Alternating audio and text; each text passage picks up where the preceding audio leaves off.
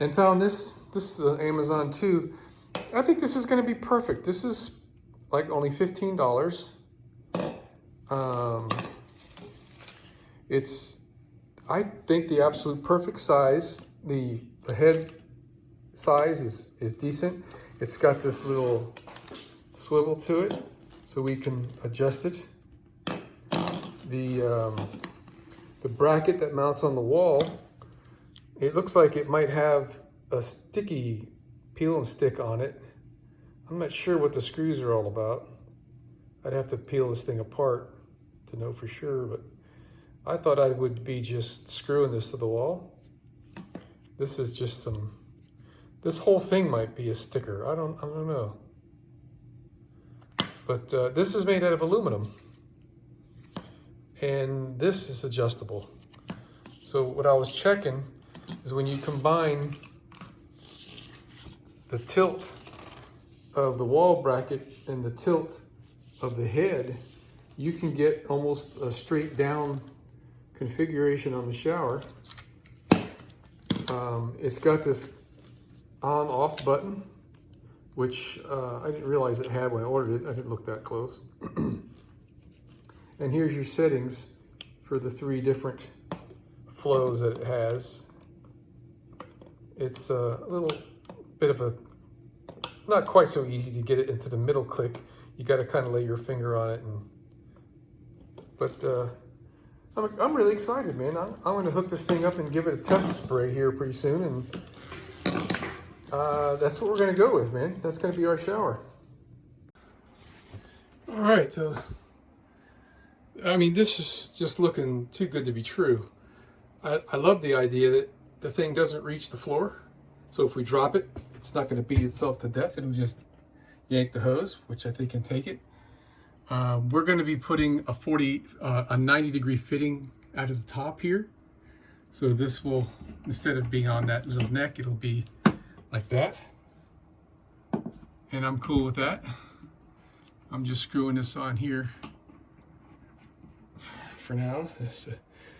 And here's the little base. And if you tip it, it's straight down. So I just have to leave myself enough room to pull that thing out of there, and I can get my head underneath that pretty easy. I mean, this is like, to me, the most perfect shower head for this bus. I can't wait to test flow it and see if I like it. You know, now that I'm looking at it, I could have put this neck anywhere and put the shower head right in the middle there, but I guess we'll just put it like right there. Because actually, when I look at it, the handles are a little bit inward from the center of the shower pan, so let me just get right there in the middle, and yeah, I can put it right there. Yeah, that's just freaking awesome, man. I love it. All right, man. So that's something. I think that's going to be perfect. I mean, it's a cheap thing, 15 bucks. So I bought some more goodies at Lowe's today. I realized something the other night, that this drain right there is meant to have your piping glued to it. And what goes under there is going to be basically this. And this is all glued together. So once this is all assembled, if I have any issue that I need to take the drain out for something, I can't without cutting a pipe and throwing away all the parts, because they're going to be glued together. I thought about getting the bottom of that drain has a 2-inch to 1.5 inch adapter in it. So this goes in the bottom of the drain, and then this is 1.5 inches, and everything else is 1.5 inches here, which is like way bigger than is necessary for this. And this RV valve is 1.5 inches, and it fits right in there. I'm gonna need a little nipple to put that together. That is one of these. Okay, so this device is intended to replace a trap.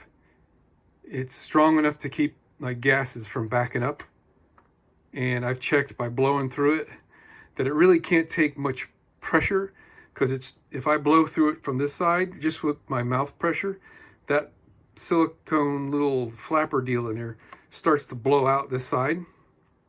So it's really only for next to no pressure kind of a check valve, if you will, to keep the gases from coming back like a drain trap would do. But we're likely to have some surging going back and forth in our piping, because when you slam the brakes on, the water is going to come to the front of the tank. And when you step on the gas, the water is going to slosh to the back of the tank. And, you know, one of the ways of combating the surge coming through the piping and potentially have some nasty water come up through the drain would be, I can run this pipe all the way to the back of the tank, where I connect it in the back of the tank. So when I slam on the brakes, the surge of water will go to the front of the tank, but it won't surge into the pipe. The only surge that will get out of the pipe is water that's already in the pipe. And if I put a little bit of a grade on it, there shouldn't be any water in the pipe unless the tank is full to the top, right? But I don't want to take a chance of having a bunch of stinky water coming into my bus. So I bought this little guy. This is a backflow preventer or a check valve for a, what do they call it? A pump, a transfer pump or something. And it's just got a little flapper inside. So it's like zero pressure to open it, and zero pressure to close it. And it's got a little metal disc in there. It's pretty cool. I'm going to take it apart and get a good look at it. But so what I'm most likely going to be doing is putting that in the line so I don't get any surges back.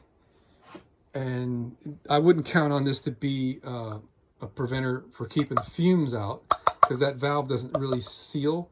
If I put the valve vertical like this, it does seem to seal pretty good, but then flow would have to be flowing up.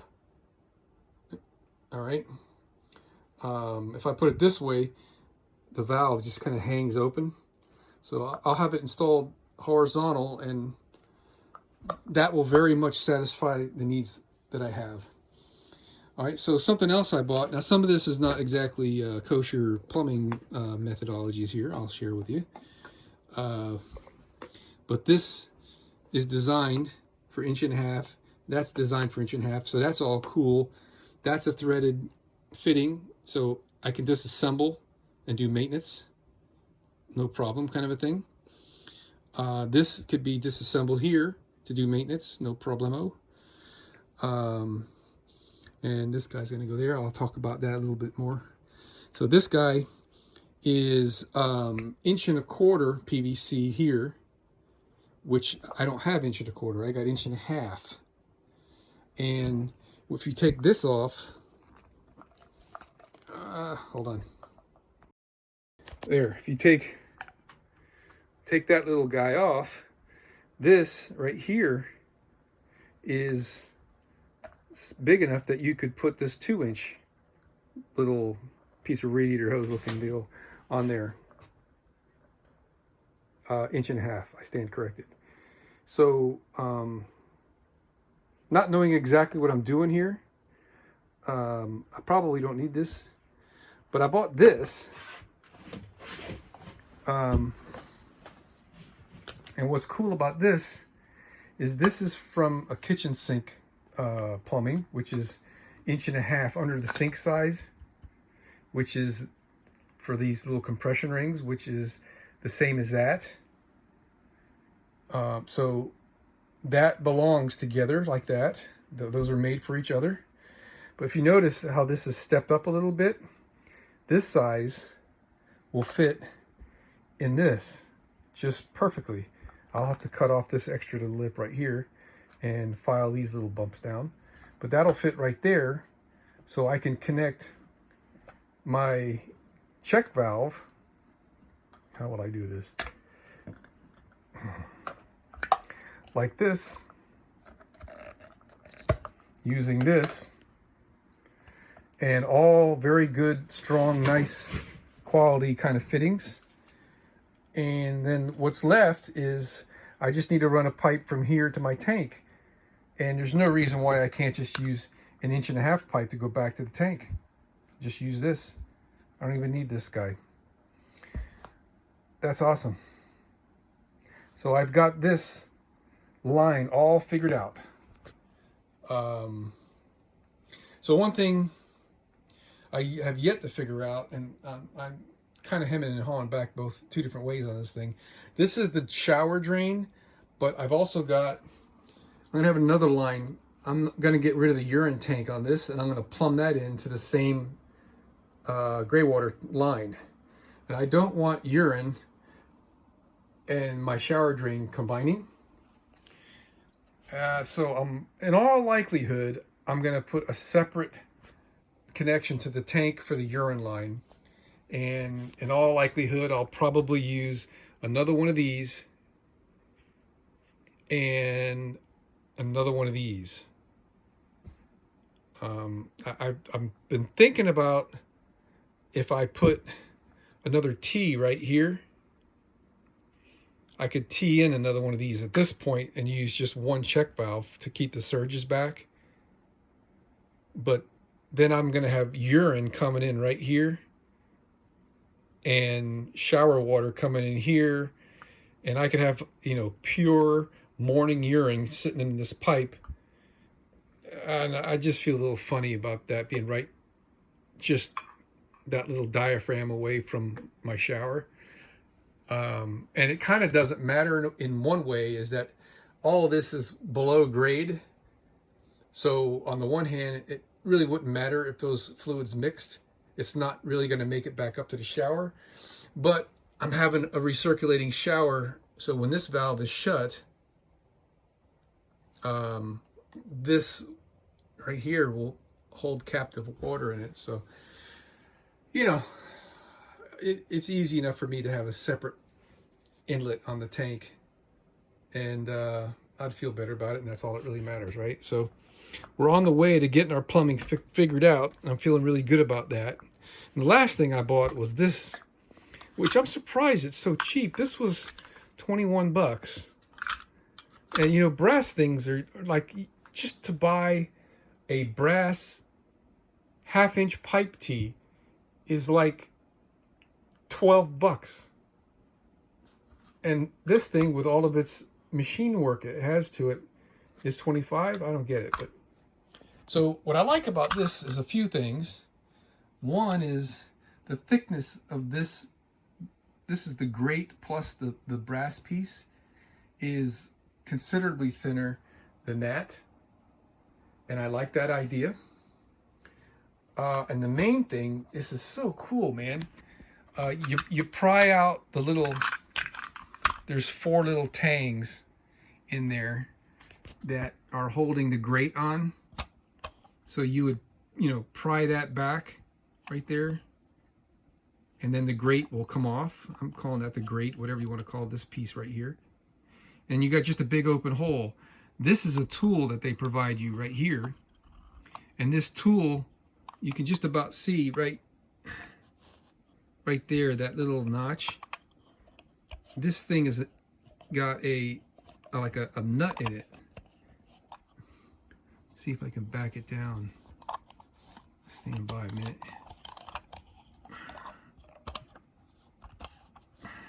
Well, I kind of can't. But anyway, so this diameter is for 2-inch PVC, which is the size of this thing. So this thing is going to fit right in there. And then what you do is you, with the grate off, you use this tool and spin this nut right here, and it acts like a compression fitting. and it squeezes this rubber down this way to get tight onto your PVC pipe, which is freaking awesome. And, you know, when I first saw this, I thought, well, you know, that thing could leak. And, you know, I didn't realize it had that nut in there to act for like compression. I mean, this rubber is kind of sticky against this. So once you snug it up a little bit, this guy ain't gonna go anywhere. And another thing, if I do spring a little bit of a leak here, which I don't think it possibly could, but if it does, it's just gonna leak on the ground with shower water, which is not that dirty. Who cares anyway, right? So I'm really excited about this now. I wasn't at first, but now I am. So what this does, this allows me to have a easily removable piece. If I ever have to take this plumbing apart, I just got to take the grate off, loosen that nut, and I'll be able to pull the pipe out. Well, yeah, with two hands you can. So I can use glue on to this, and the rest of my, you know, up to this will be the next place I could detach it at, the valve or here, and I'm golden. It's absolutely wonderful, man. I'm stoked. I'm really stoked about this. So if I could just get my tank, then I could be comfortable to start putting this plumbing together.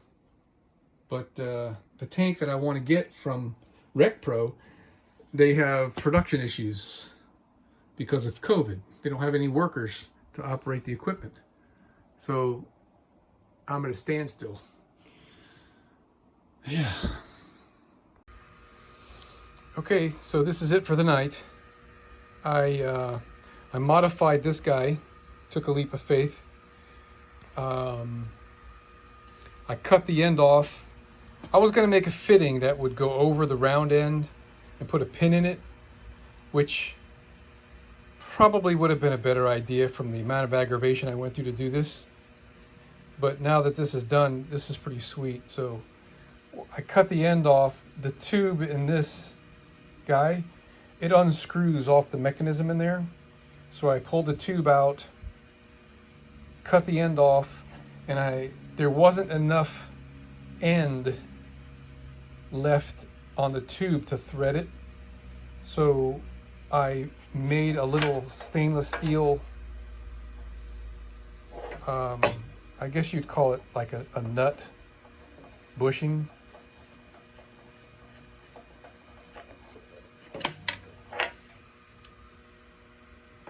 So we've got plenty of strength. It's a 1/2 inch long that goes up in there, and it's a really tight press fit, and I press it in there with some bearing mount Loctite, so that's permanent. And actually it was so tight I thought I was going to crush the damn tube before I got it in there, but I made it. So the only thing missing here is I'm going to put a brass lock nut on this, and we're all set. We're golden because as I mentioned a while back, the stroke of this is shorter than the stroke of this valve. So all I got to do is hang this valve on a pipe and then adjust this end where it needs to go, and we're done. This is absolutely like way far superior than the BS ones that they sell for RVs. And all you do is reverse polarity. So you just get a double throw, double pull switch set up. When you reverse the polarity, it reverses the motor, and it goes all the way to the micro switches in there. So that's another job well done. Hello, it's Tuesday, May 18th, and I'm going to attempt to show you this little rig in operation here. So I got the linear actuator hooked to the valve, and all I'm going to do here, let me see if am I in your view there? Yeah, okay. I already cycled this a few times. I'm going to reverse the polarity. I'm using a little fuse in line here just in case. How about that? It stops when it reaches the end. Reverse the polarity again. Beautiful, huh? Absolutely love it. That's going to work out really well. It's just a matter of mounting it. And so that's made for 12-volt operation. Put this stuff down here. And just FYI, everybody, I was running it on this 18-volt battery that runs fine, so it'll be a little bit slower when it runs on 12 volts. But hey, that's pretty good, huh? Let me take this apart. Actually, just one last thing that I did is I wanted to have a small nut to put on that, and it's a 1/4 thread, and any 1/4 nut that I would have would be it'd be bigger than I would like. So this is a trick I learned a long time ago. That's a brass nut, a 1032, and I just drilled it and threaded it for 1/4, and it works great for that. So let me see if I can get this out for one. Hold on a second. All right, so that used to be a number 1032. And the way I did this, it makes it really easy, is I took a number 7 drill bit. You can use 3/16, that's pretty close, I think. I took a number 7 drill bit and I put it in a vise, and I put the nut in the drill. And then before I got started, I put a 1032 screw in the nut and spun the drill to make sure the nut was in there straight. And then I pushed the drill onto the drill bit that's in the vise to drill that out. And then once I was done with that, I put the drill in low speed, and I was holding the tap in one hand and the drill in the other hand, and I just screwed it right in there and it went right in. And so now I have a really little 10 or 1/4 nut to screw onto there to be a lock nut. Just what I wanted.